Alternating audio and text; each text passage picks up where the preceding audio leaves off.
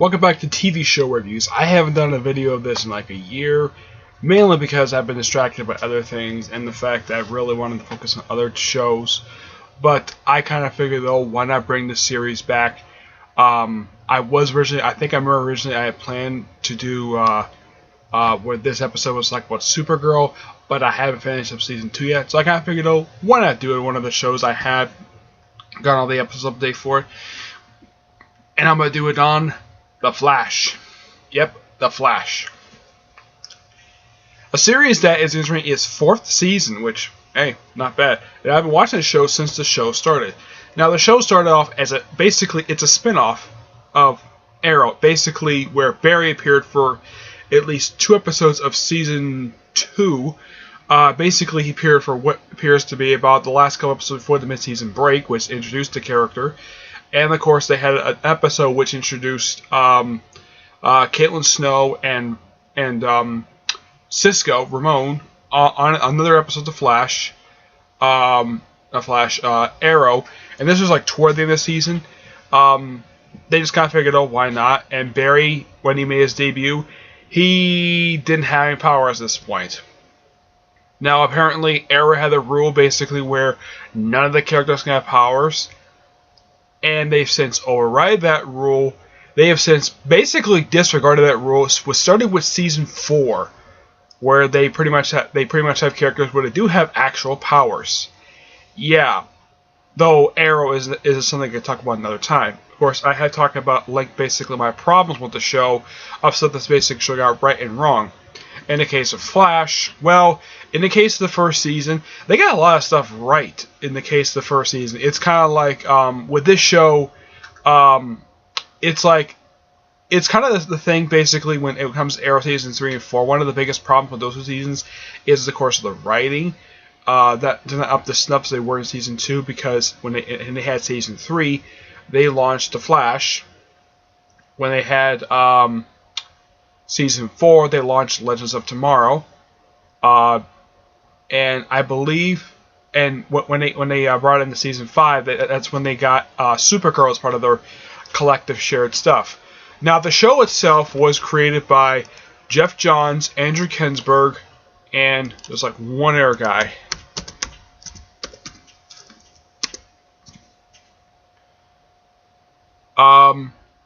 Greg Berlanti, who is currently, I believe, the showrunner for Riverdale right now. I haven't watched Riverdale. I've heard good things about the show. It just I haven't had a chance to watch yet. Now, The Flash, of course, is played by Grant Gustin, which, by the way, he does a great job. And the costume itself, and I've heard this from a backstage, basically, a behind-the-scenes thing, that the costume itself is very heavily inspired by the original Barry Allen costume as dated back in the late 1950s. Vibe, who basically had this costume first appear in season 3, that's heavily inspired by the New 52 look.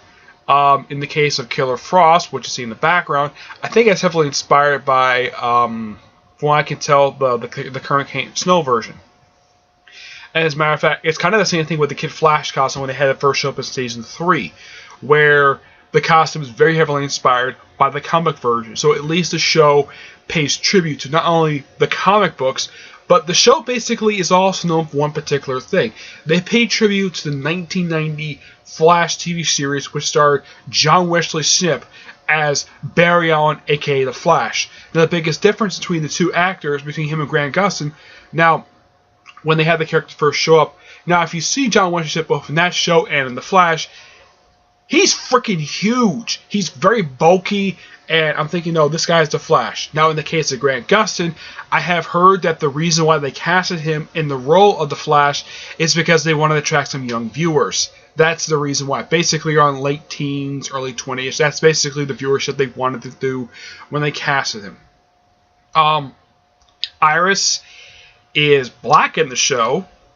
I don't know why they made this casting choice. It is the second ever live-action appearance of Iris West, because they did have her appear for 1 episode of the Flash TV show before they dropped her place with Tina McGee, which, by the way, they brought back the actress who plays Tina McGee in that show on the current Flash to play Tia McGee, but basically recurring characters. As a matter of fact, she's actually one of 4 actors who actually came from the original Flash TV. Actually, like 4 or 5 of them who actually came to the current show, and they pretty much played different roles. Of course, John Wesley plays Henry Allen, the bumbling police officer in the first show is now the mayor of Star City. Barry's comedic psychic, who is black. I believe he plays a detective in the current show, I believe it is. I don't remember the guy's name, but he did come back for a few episodes. But it's nice the fact and there's one other actor I have to bring up. They brought this character back. They brought this guy back who wasn't appearing in the original TV show, and they brought him back, and he pretty much plays the same character, except it's an older version, and his first appearance on that show is semi-canon with this one, and that's Mark Hamill as the Trickster. Yep. Of course, they bring up the fact he was the original Trickster, though they don't bring up how he was taken down back in the 90s. Yeah. Oh, and also, I gotta throw this in when they had the Trickster first show up, and they show his hideout. It's pretty much the same hideout he had in that particular TV show because I have watched that show. Of course, I watched the show about a few years before basically this show happened. I watched it online. It's a great show to watch. It only lasted 1 season. I have heard the reason why that show was canceled was because the network it was on sucked at pretty much picking a time basically to put it on, and they sucked at promoting it. This show basically is a lot better job at promoting the show. The CW is a lot better job promoting than the network who had the original Flash TV show. Though that one had, where its opening theme, it was heavily inspired by by Tim Burton's Batman. The thing with the current Flash TV show, and this is something I have a really big problem with this show, and of course Arrow and Legends of Tomorrow and Supergirl, the 4 shows, they have no opening theme song. I'm like, seriously? You don't have an opening theme song? You just have a cold opening, go to commercial for, and then come back and you roll the credits then. I'm like, you can pick a good theme song. A lot of the really good shows I actually like watching do have really cool opening themes. Those who remember the long-running show CSI, that their opening theme was from the Who Are You? It was a great song. All the CSI shows, I've never watched CSI Cyber, they all have great opening theme songs. NCIS basically has a great opening theme. I'm trying to think though, what else was, oh yeah, Star Trek. One of the best things about Star Trek is its opening titles, where they show the great music, but in the case of Flash, Arrow, Supergirl, Legends of Tomorrow, their biggest problem is they do not have an opening theme song. I'm like, why? Why can't you have an opening theme song? You just Flash runs across the screen, goes straight to commercial. And this is basically a problem. It's a bit jarring when you watch other TV shows and they have a great opening theme. Like Doctor Who has a long-running theme, so despite the fact the music does change, in the case of New Who, it's the same music, but the opening visuals do change like every couple years. Flash, meanwhile, doesn't have that at all. That's one of probably its biggest problem, aside from the fact certain characters are not written a particular way, stuff like that. But I think this is one of the biggest things I think Flash is missing, a good opening theme song. It does have good music throughout a lot of the episodes, but as for an actual good song that's associated with the show, it's kind of like, why not have one? It would work great for the show. The original Flash TV series had one. Why can't this one do? Who knows? But, yeah, the show's only been there just for a few short years. Now, in the first season, they introduced, basically, they do pretty much the same concept they do on Arrow, where they have, like, the main hero surrounded by a team of supporting people, where they have, like, a support group.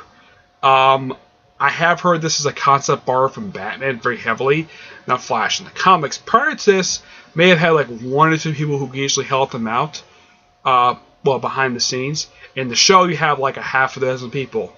Now, in the first season, it's Harrison Wells, the Earth 1 version. I'll get to that in a minute. You have Joe West, who actually has become part of the team until a couple episodes in. Cisco, and Caitlin Snow. These 4 people, along with Barry, were pretty much the core thing of the show. Though toward the end of the season, they added Iris. And I kind of agree with a lot of people on this. Keeping the whole factoid of Barry on being the Flash hidden from Iris was probably one of the biggest mistakes of Season 1. And luckily enough that that thing has basically been solved. I should point out, though, that the captain of the, who is Joe West's captain, is Singh, who actually is a character from the comics, and like in the both in the show and the comic books, he is gay, though when the show first started, basically the two have been around, and of course, Captain Singh had been dating the Pied Piper. In the show, Pied Piper is gay, but he's not dating Captain Singh at all. He's dating a completely different guy. His fiancée has showed up, the guy who we later married in the show, showed up a few times, but my guess is for some male viewers, it's probably for some people kind of happy that they don't show these two guys making out on screen, and yet they have no problem showing women making out on Legends of Tomorrow. Yeah. And of course, they do on Arrow, but apparently you can't have like a same-sex kiss on Flash, but yeah, you can do it on Arrow and Legends of Tomorrow and Supergirl, but apparently Flash, as far as I know, has never had this. Not that I can think of, no. Plus, also, they introduced Linda Park in the show, who they made her Asian for some reason, even in the comics she really isn't. And also, now in the comics, she is a love interest for Wally West. In the show, Wally and Linda, when they finally introduced him in Season 2, Wally and Linda never meet. Never. And in the first season, they bring a lot of good, really good classic villains, like Reverse Flash, who's the main villain of the season, which they revealed to be Earth 1 Harrison Wells. Basically, how they explain it in Season 1 is that he killed the real Harrison Wells, and it's sort of like a meat thing where he just absorbed his skin. They pretty much, he later reused this tool when he appeared in Legends of Tomorrow Season 2 as pretty much the main villain of that show. The actor who plays the original version of Reverse Flash, I don't remember the guy's name, but the guy is a great actor, and he does a great job playing Reverse Flash. Tom Cavanaugh, who basically plays Harrison Wells, by the time of Season 3, he's played at least 3 different versions of Harrison Wells. Of course, the original one died in Season 1, and then, of course, they're bringing the Earth 2 version, who's appeared in Seasons 2 and 3, and 3, of course, they introduced the Earth 19 version, which I'll get to more of that in a minute. In the first season of the show, they introduced these following villains, who basically, in the show in Season 1, they introduced Wade Eiling. Let's see. Who else? Golden Glider, though the actress was on Frequency, I think it's been canceled. The Weather Wizard, Captain Cold, Heat Wave, and of course Grodd. Yeah, these were the villains who appeared in Season 1. Now Grodd, I got a hand to the show, and I guess for some people that kind of happened to show up in 1980 because they couldn't do the CGI at that point. Luckily enough, when they first show Grodd in the show, it is a magnificent sight to see. They did a really good job when it comes to doing a CGI character. As a matter of fact, he's actually one of 2 CGI characters who appeared in the show. The other, of course, is King Shark. He appears in Season 2. I'll get to him in a minute. But whenever Grodd shows up on the show, you know it's going to be a really good episode. And in the few episodes they build up to him in Season 1, he is built to be very good. He looks great in CGI. He pretty much has the same mannerisms. He basically, you could say that, yeah, this is Gorilla Grodd. So, at least they got that right. In the case of the Weather Wizard, when they brought him in, now they did have one particular character who say he's kind of like the Weather Wizard in Episode 1, but it's a different character. Apparently, he's the brother of the actual Weather Wizard. Now, in the comics, his brother is never actually a criminal. He's just a guy who just doesn't like the fact his brother's a criminal. Also, his brother never... Also, the actual Weather Wizard never uses the weather wand. Not in the actual timeline. He did use it once. The rest of the time, it just pops up again on, basically, Vibe using Love Harry Potter. Oh, yeah, Pied Piper shows up this season as well. They do introduce one particular character, a couple characters who basically become regular characters on they introduced one particular superhero on the show who does become a regular on Legend of Tomorrow, and that's Firestorm. Though they do have the original versions of the characters.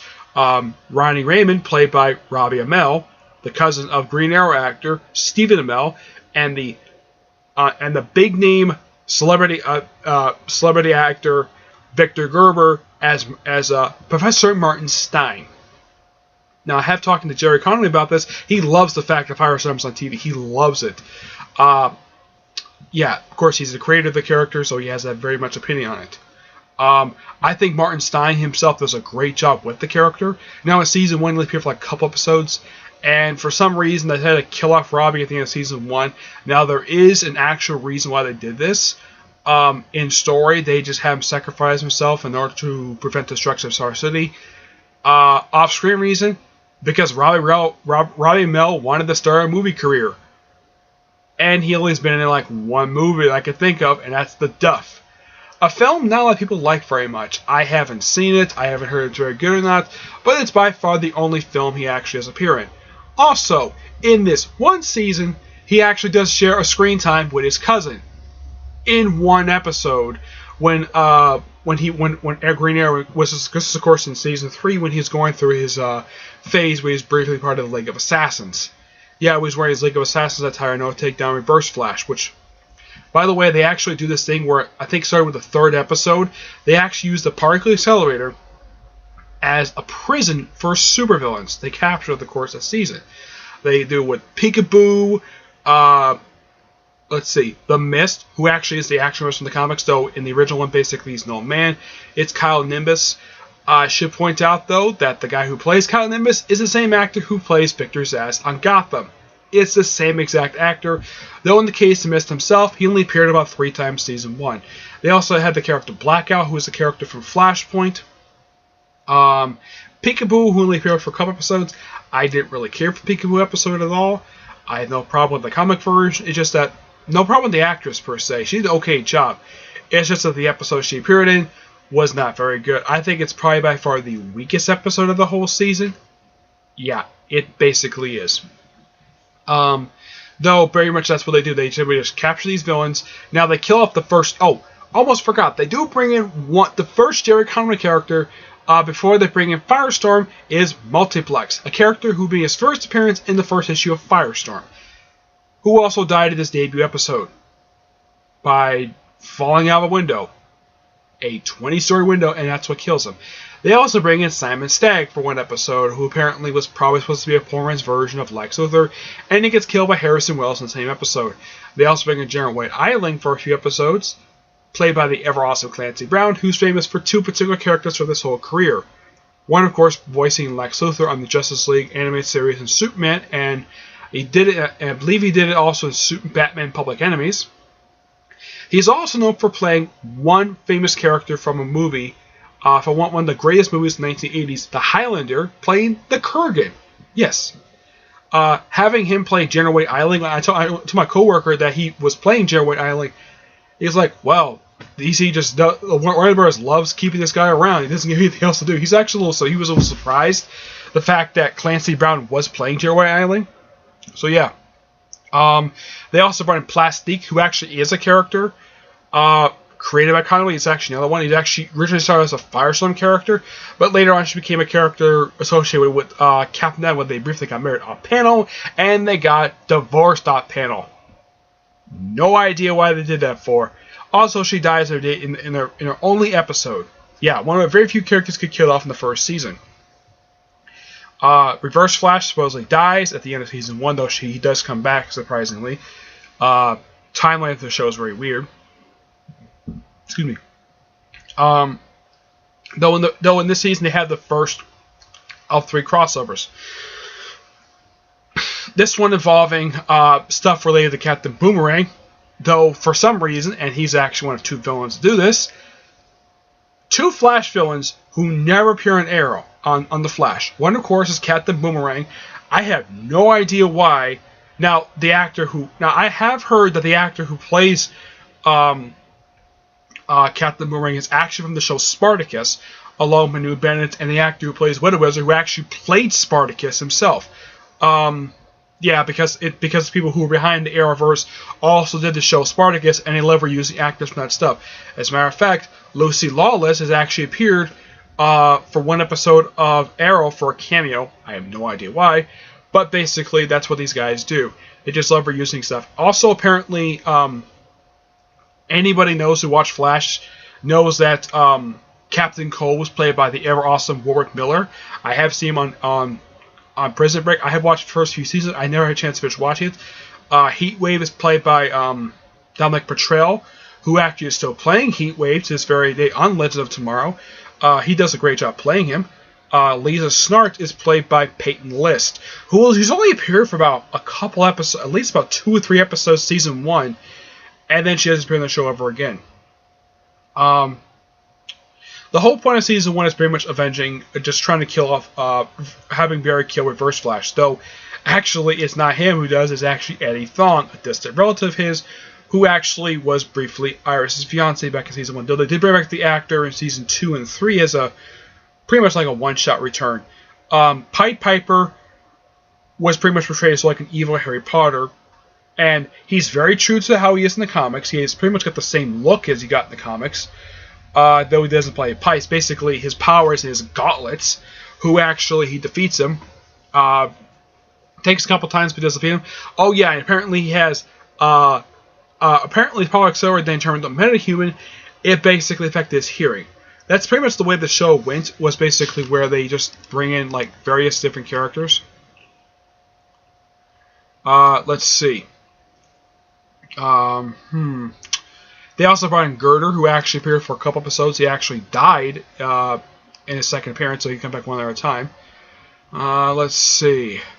They also brought in the second Trickster, Axa Window, who actually appeared for just for the one episode in season 1, the same episode that Trickster himself made his debut. Deathbolt, who actually did make his debut on Flash, made his debut on episode Arrow, and he's played by Doug Jones, who's famously known for playing Silver Surfer and Abe Seed from the Hellboy movies, the ones directed by Quentin Tarantino. When to think of his name, the one where Ron Hurt plays him. We also have the Clock King, who appears, though it's actually the guy who was on Prison Break along with the guy who played Captain Cold in Heatwave. He played the racist. He played the bigger guy from that show, the guy who later got his hand chopped off. He plays Clock King. Great actor. The Everyman, Shapeshifter. Let's see.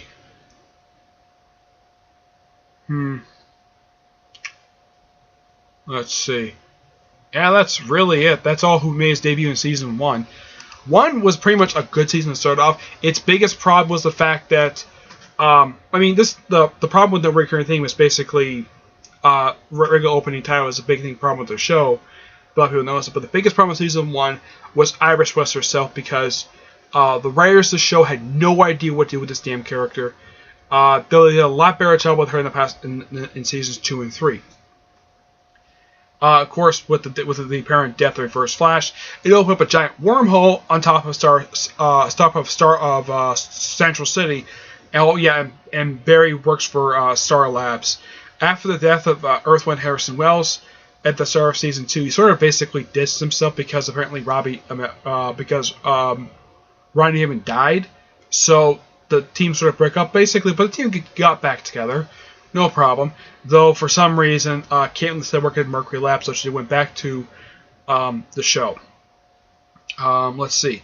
The main villain of the season is a character named Zoom, and of course, this season introduced the concept of alternate Earths. Basically, the concept Earth 2. Now, they did introduce the character of Jay Garrick, though originally it was Ted Sears, though it was later retconned. This was not really Jay Garrick, it was actually Hunter Zolomon, who actually in the comics is a second Reverse Flash. Who basically was not originally a serial killer. They made him a serial killer in the show, but in the comics he's not really a serial killer. Also, he is not from Earth 2, he is from Earth 1. He's a character I believe was created by Jeff Johns. Yeah, he's actually Jeff Johns' character. So you can thank Jeff Johns for creating him. Though his costume is basically like a dark version of Reverse Flash. It's an all-black costume where it's mouth covered, and Tony Todd does the creepy voice. Yeah, Tony Todd, the guy who played the Candyman from the Candyman films, and played the character of, I believe it was Ben from the Night of the Living Dead films. All 3 versions of it. Yep.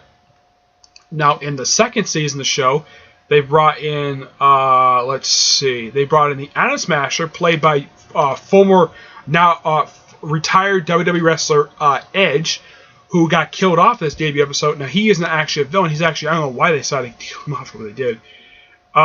They brought in Vandal Savage.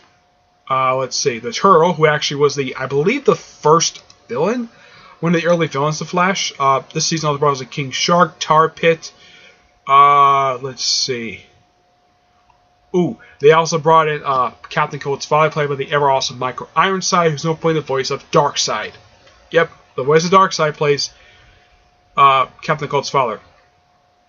Trajectory.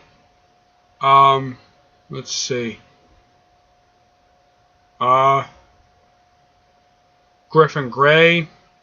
Sand Demon, who actually is from Earth 2. Sand Demon is a Firestorm villain. I don't know why they brought him in the show. He's kind of a weak villain. Also, I believe in Season 2, that's when they brought in the Shade, or at least a character called Shade. Yeah, he is nothing like the Shade from the comics. The Shade from the comics is an awesome character.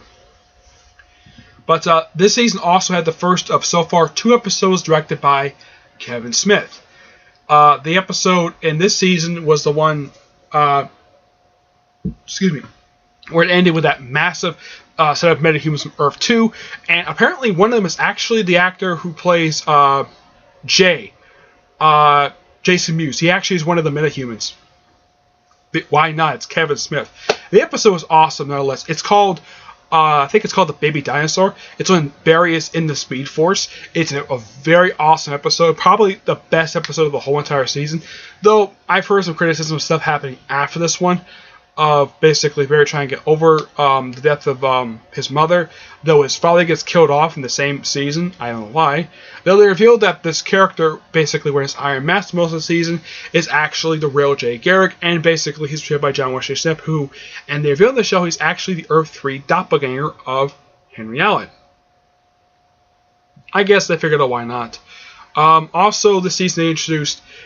This actually is one of 2 seasons.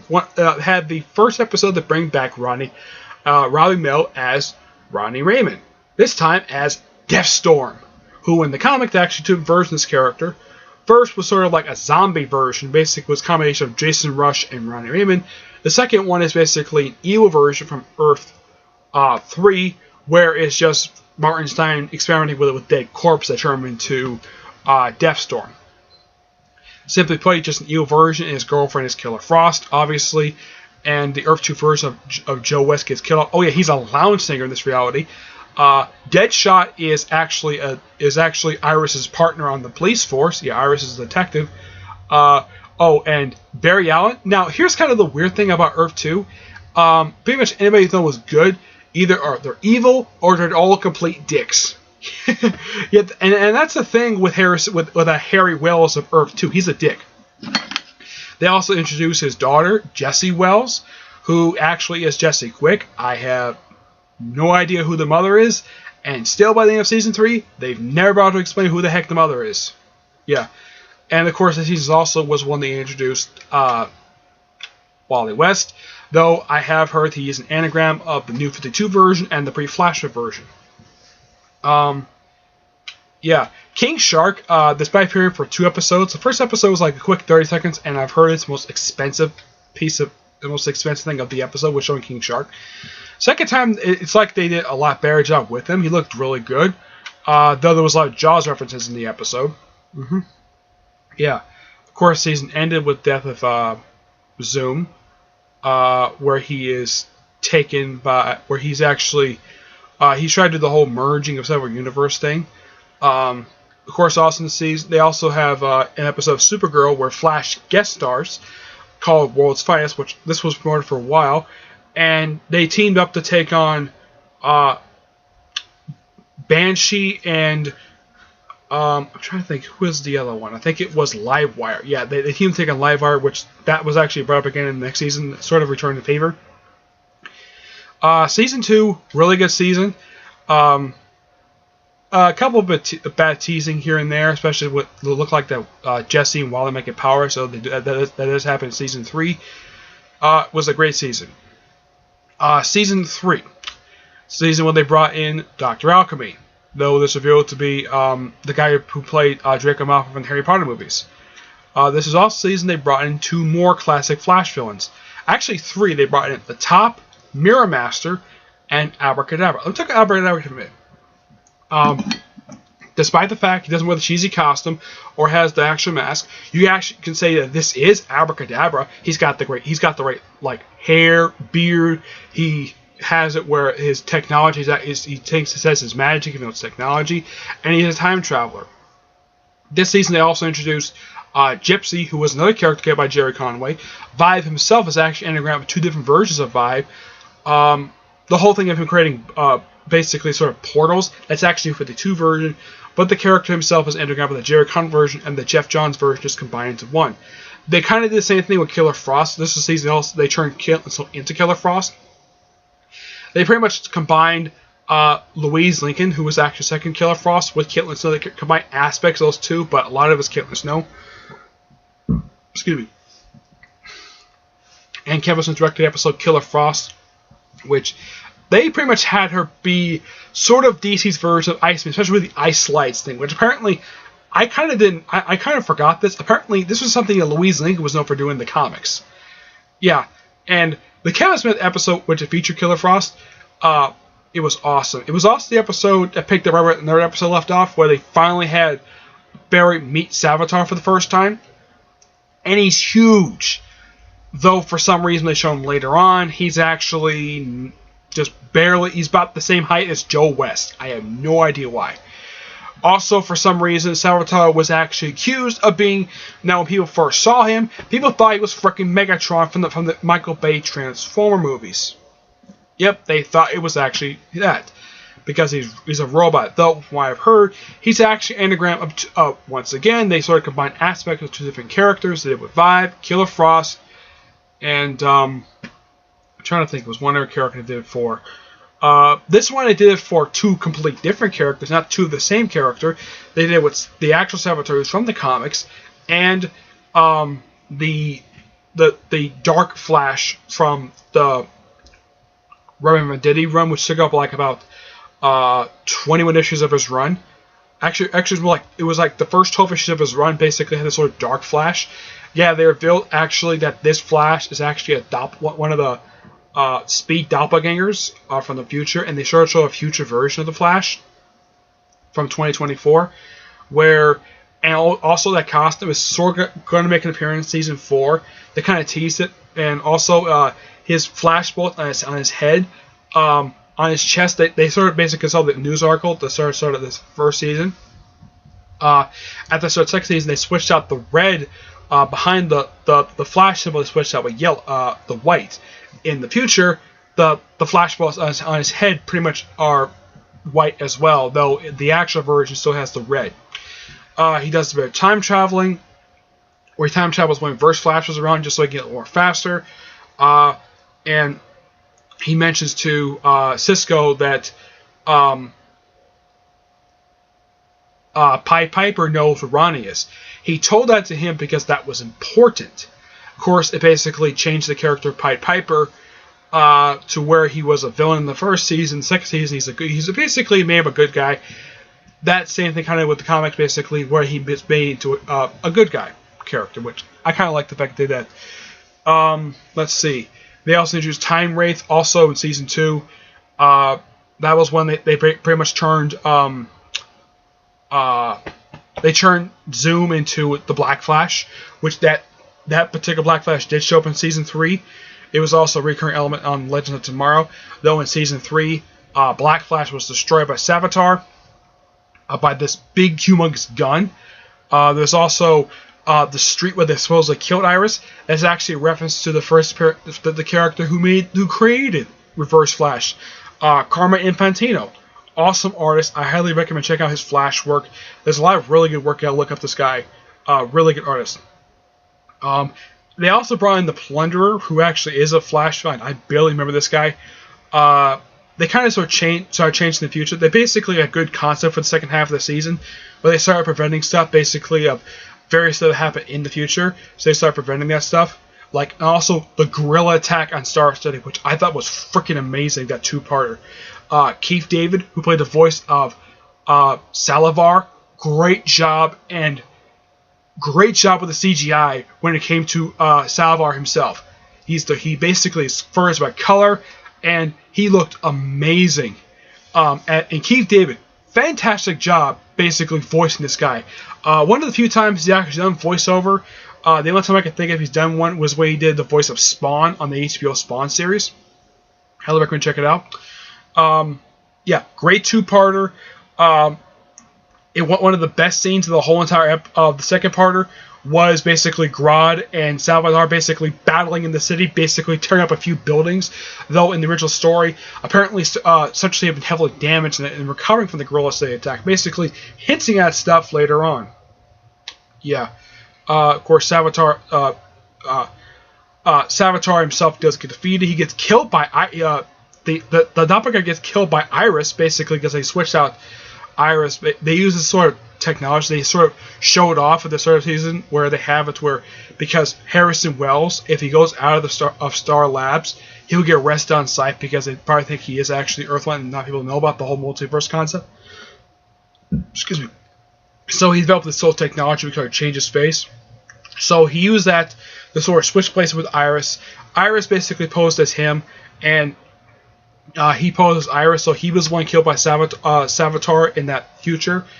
And of course, they also hinted at the wedding of Barry and Iris, which I have heard is going to happen in Season 4. So you can kind of say Season 3 had a lot of stuff basically done a lot better. The villains were still interesting. That's one thing interesting about the show. They had good concept step early on. It's like they kind of did with the current the most recent season of Arrow. Just go back to basics. Do like stuff basically you're supposed to. Set up stuff early on and have it paid off later. And that they did. Flash Season 3 so far is probably one of the better seasons of the show. And not a lot of contradicting. Of course, Jesse becomes Jesse Quick. Using the costume, which I've heard is actually based on her costume she wore as a member of the Titans, the comic, the version of the comic that existed from 1999 to about 2003.